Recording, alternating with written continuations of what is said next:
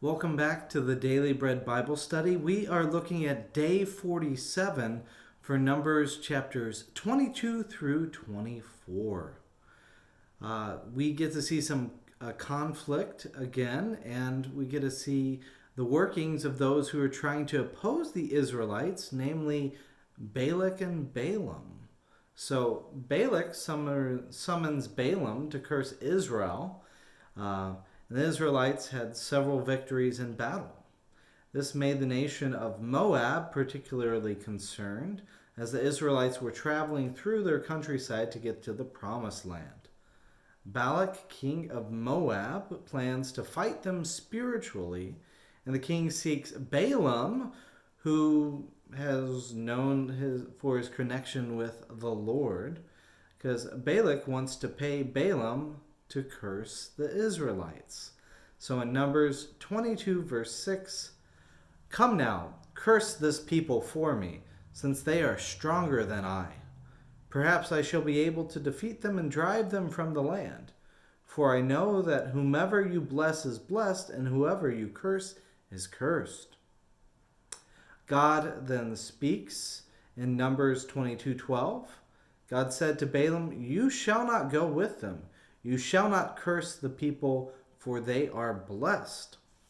Thus Balaam refuses to help Balak for the first time. So King Balak tries again, but Balaam responds, "I could not go beyond the command of the Lord my God to do less or more," as it says in Numbers 22, verse 18. Balaam asks God again, and God says, "If the men have come to summon you, get up and go with them, but only do what I tell you," in Numbers 22, verse 20. So we get to see the story of Balaam, the donkey, and the angel. So taking a sign that he could answer the summons, Balaam begins to travel to meet King Balak. But the Lord seeks to stop him.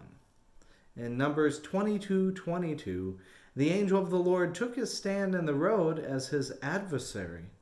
Now he was riding the donkey, and his two servants were with him. Balaam's eyes were not seeing the angel, but the donkey was able to see the angel.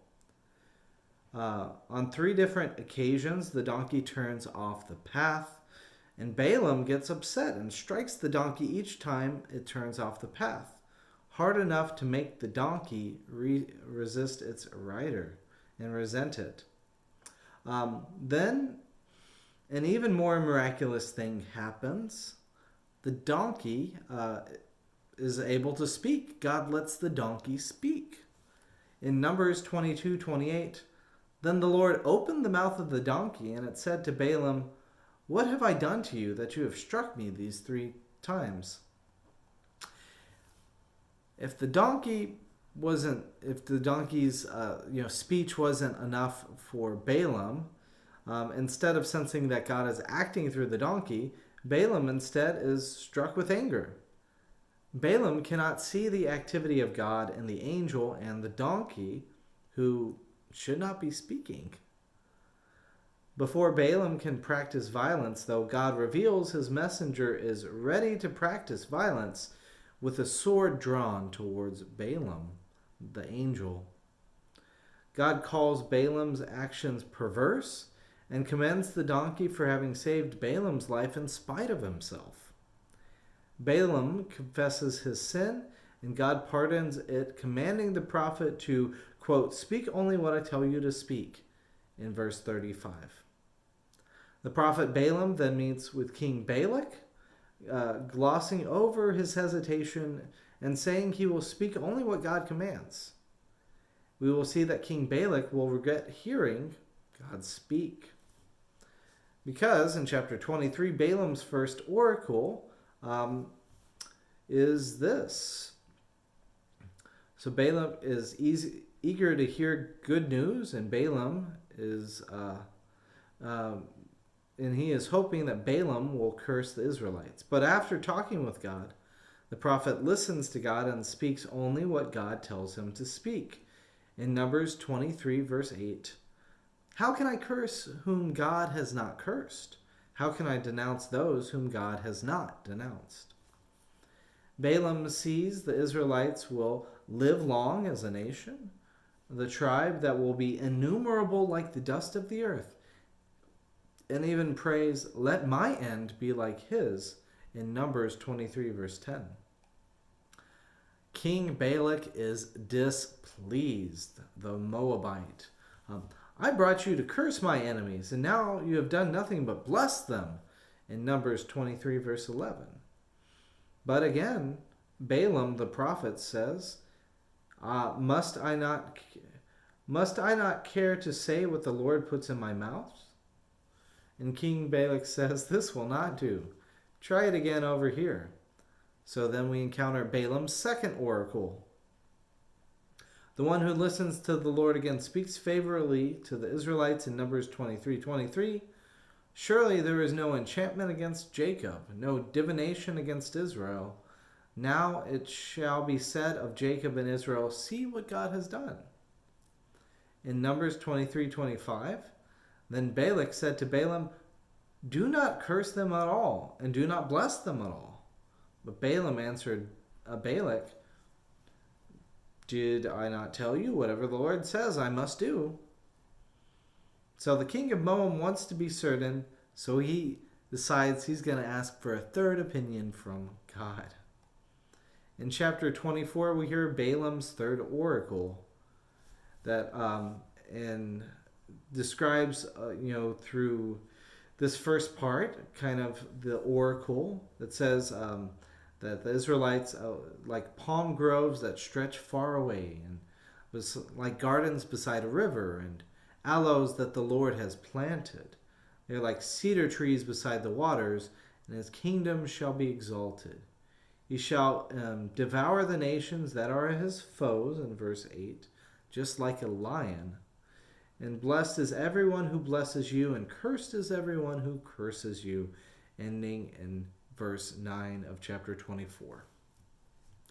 Now King Balak becomes upset with Balaam, right? He hired him to curse them, but he's not doing it. And he refuses to compensate the prophet for his services. Balaam then gives his final message from God for free.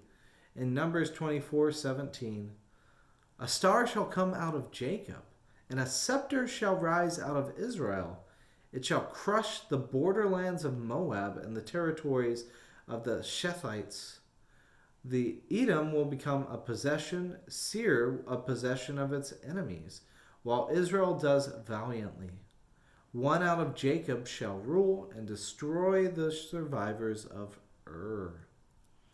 So this prophetic message is talking about the rise, especially of King David, but we'll see that all of this will come to pass. Balaam sees God giving the promised land over to the Israelites, and then also kind of sees some defeat. Amalek, the grandson of Esau, as we learned in Genesis 36:12, is defeated by the Israelites in Exodus 17 and utterly destroyed by King Saul in 1 Samuel 15 as well. So Amalek. Then we get a mention of Hobab the Kenite. This is Hobab, Moses' father-in-law, as it says in Judges 1:16. So Hobab the Kenite is likely Jethro. Is blessed by Balaam in this text, and it says that Hobab journeyed with the Israelites as they were wandering towards the promised land, which again makes me think of Jethro, or Hobab, this father-in-law for Moses. We close out the day with a discussion of Asher and Eber. And we see in Genesis 10, verse 21, to Shem also the father of all the children of Eber.